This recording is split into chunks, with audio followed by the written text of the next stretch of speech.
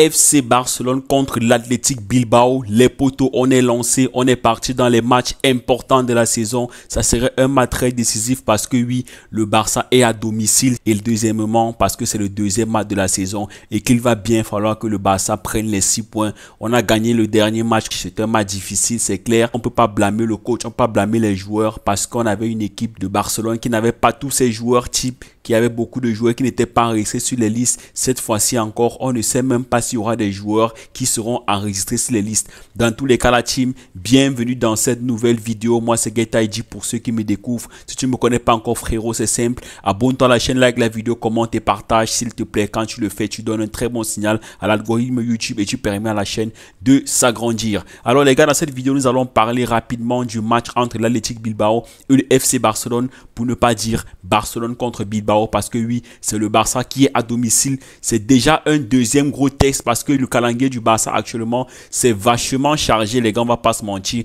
On a des gros matchs déjà en début de saison. Ce sont des matchs pièges d'un côté, ce sont aussi des matchs qui sont importants parce que pour ma part, le Barça va vraiment devoir aller chercher les 3 points dans la majorité de ces matchs. La Liga cette année va être difficile. On a d'un côté un Real Madrid qui, c'est vrai, a perdu le premier match contre Mallorca, mais qui aura à cœur de faire un grand match contre Valladolid, parce qu'on va pas se mentir, Valladolid c'est l'une des pires défenses de Liga, donc le Real va affronter Valladolid et je pense que pour le Real ça va passer fort. On a des Mbappé qui seront peut-être revanchards, des Vinicius qui seront également revanchards, des Rodrigo et tous. C'est vrai qu'on annonce que Bellingham est blessé du côté du Real. Dans tous les cas, ce n'est pas le sujet de la vidéo. Moi, je vais m'intéresser sur le Barça parce qu'il y a beaucoup de choses à dire. Déjà, le départ de Gundogan qui est quelque chose qui va vraiment peser sur le Barça. On voit que le Barça est en difficulté financière et ça se voit, ça se ressent. On ne parvient pas à enregistrer les joueurs.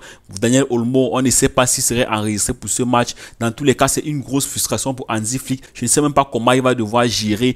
Et même s'il perd le match, je ne pense pas qu'on va devoir le blâmer parce que actuellement le Barça n'arrive pas à vraiment avoir une équipe solide. C'est vrai qu'il y a des joueurs comme Pedri qui sont blessés, De Jong qui sont blessés. Et on espère qu'ils vont revenir très rapidement. Je ne vais pas vous mentir concernant De Jong et le fait que les supporters l'ont un peu crié dessus lors de la présentation des joueurs du Barça. Ça me fait un peu de la peine parce que moi j'estime qu'après Gundogan, c'est le deuxième meilleur milieu de terrain du Barça. C'est vrai, il y a beaucoup de chutes de blessures et quand on pense que c'est le salaire le plus cher de Liga, c'est quand même dommage, ça fait mal. Je peux comprendre les supporters dans la mesure où le Real Madrid a des joueurs comme Mbappé, des joueurs comme Bellingham, des joueurs comme Vinicius qui ont des salaires en dessous du salaire de Lewandowski et du salaire de De Jong. C'est normal que les joueurs du Barça soient un peu colériques, ils sont un peu dans une position où ils veulent que le Barça baisse un peu leur masse salariale et prouve plus le terrain. Le fait déjà que De Jong a un gros salaire fait en sorte qu'il y a beaucoup de joueurs qui ne peuvent même pas être enregistrés dans les listes. C'est vrai qu'on a un Barça actuellement qui a une très bonne jeune équipe.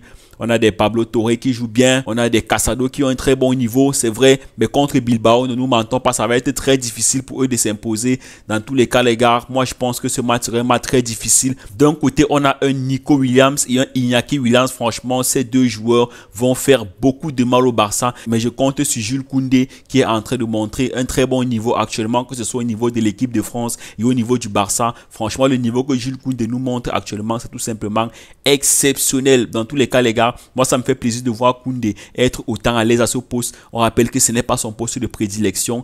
Il avait dit qu'il préfère jouer défenseur central, mais c'est clair qu'on est en train de voir qu'il est en train de prendre plaisir à ce poste et il est en train de devenir l'un des meilleurs latérales à ce poste. C'est vrai que c'est pas le meilleur, on va pas se mentir. Il y a tellement de joueurs qui ont un meilleur profil que lui à ce poste, mais franchement en tant que dépanneur, j'estime qu'il est même déjà au niveau. On peut même dire que il fait partie des top latérales du monde actuellement à ce poste. Dans tous les cas, il aura fort à faire face à Nico Williams, qui est un adversaire très redoutable.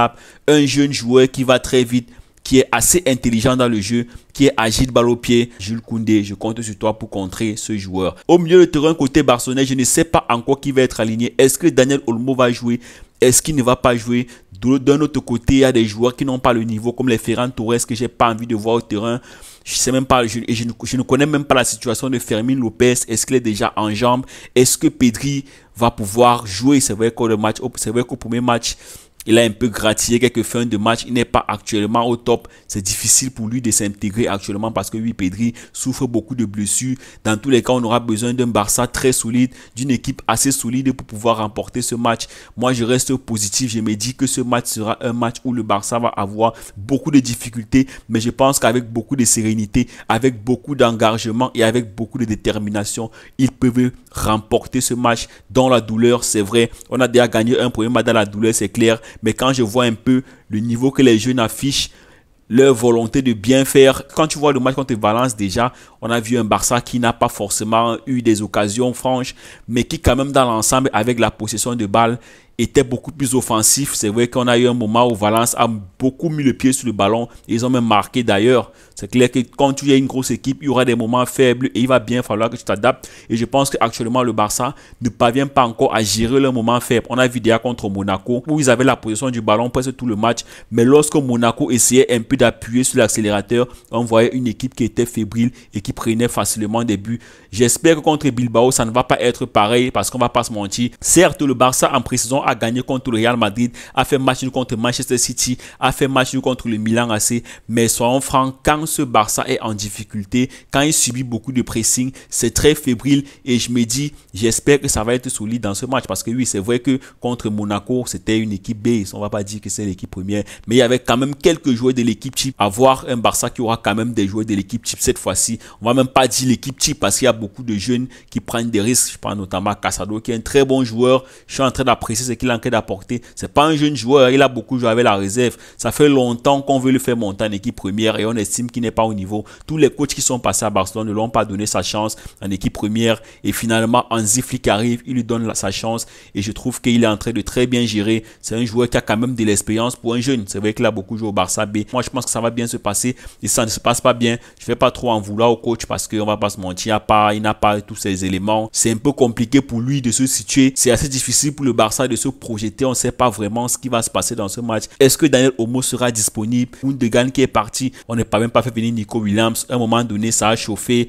l'affaire Rafael Leao à Barcelone, mais on se rend compte que ça aussi c'est presque impossible parce que jusqu'à présent, on n'arrive pas à dégraisser. On a d'un côté Ansu Fati qui est blessé, que Hansi Flick voulait donner sa chance en pré-saison. Mais après sa blessure, Hansi Flick ne veut plus forcément lui faire confiance. Mais lui, il veut rester à Barcelone parce qu'il dit qu'il a l'amour du club et qu'il a envie de prouver à Barcelone. De notre côté, on a un Ferran Torres qui n'est pas au niveau que le Barça veut vendre, mais qui lui aussi veut rester pour l'amour du club et qui a envie de montrer de bonnes choses de prouver à Barcelone. Mais pour ma part, c'est pas au niveau. Lewandowski, qu'en est-il de Lewandowski? Déjà doublé au premier match. Franchement, Lewandowski, on va pas se mentir, au premier match, je suis assez mitigé sa performance, mais on va dire gros match quand même de sa part parce qu'il a marqué 2 buts. C'est vrai, il n'a pas trop pesé dans le jeu. J'estime même qu'il a même fait perdre beaucoup d'actions au Barça. Dans tous les cas, les gars, j'espère que Lewandowski dans ce match serait un Lewandowski prime, sera un Lewandowski qui va pouvoir nous mettre encore des buts parce que Lewandowski, tu es venu marquer des buts et je pense que cette saison, il a vraiment à cœur de faire une grosse saison avec le Barça. C'est la saison où tu dois vraiment montrer que tu es le leader dans cette équipe. C'est vrai que tu pèses beaucoup. On ne sait même pas, on se dirait que tu as les Timberland aux pieds. Je vois tellement de vidéos de toi avec les Timberland aux pieds partout, tellement on se dit que tu es devenu lent, tu n'arrives pas à faire une passe. Mola, essaye un peu de te ressaisir, essaye d'être plus vif.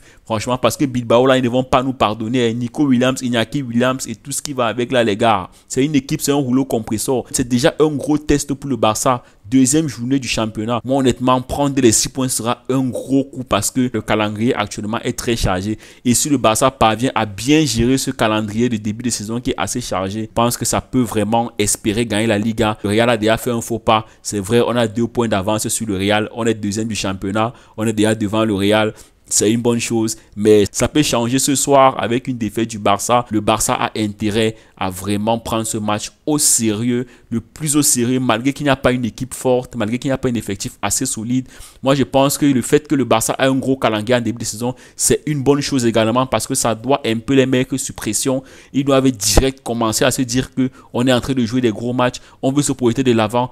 On doit gagner déjà de base des gros matchs en début de saison pour pouvoir espérer remporter la Liga parce que perdre des matchs aussi importants, ce n'est pas bon pour la suite. Faire un nul contre Bilbao, perdre contre Bilbao, c'est pas envisageable pour moi. Je pense que le Barça doit déjà se dire que la Liga a déjà commencé et qu'ils doivent déjà se mettre au travail et vraiment prendre tous ces matchs au sérieux parce que croyez-moi, que ce soit à l'arraché, le Real, on a vu le Real avec Bellingham l'année passée, marquer des buts en temps additionnel à plusieurs reprises, sauver le Real à plusieurs reprises au temps additionnel. Franchement, il va bien falloir que le Barça se mette dans cette posture. Vous savez, pour gagner des trophées, il ne faut pas forcément avoir un jeu flamboyant. Il faut savoir être décisif à des moments importants, des moments clés. On a vu Benzema avec le Real en Ligue des Champions, comment il a été décisif à des moments où on n'attendait presque pas le Real, des remontades presque impossibles. On a vu Rosselló l'année passée contre le Bayern de Munich, où on avait déjà vu un Bayern qui était qualifié et tu vois une occasion en or et le Real ne pardonne pas. Dans tous les cas, les gars, pour gagner la Liga, il va bien falloir que ces matchs se gagnent.